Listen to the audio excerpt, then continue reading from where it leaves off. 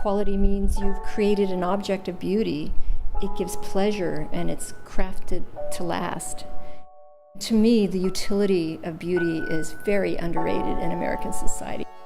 I think that beautiful artwork is functional artwork. Beauty is a function. It has such value, and we need to honor that more.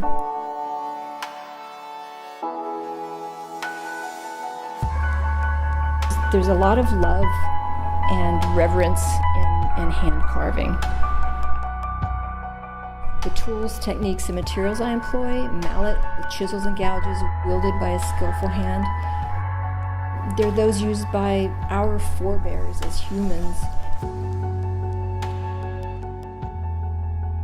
By virtue of my trade and my obsession with old, beautiful things, I feel like I'm a link in a very long chain of human expression, and we can't lose it. I want to pass that on to the next generation. Sometimes I gasp at the end of the day and I think, how did I do this? How did I do that? Because when you're in the middle of it and you're hours into it and you're kind of in this trance state, your ego is suspended.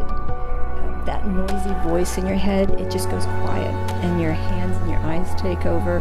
They know what to do. It's really thrilling.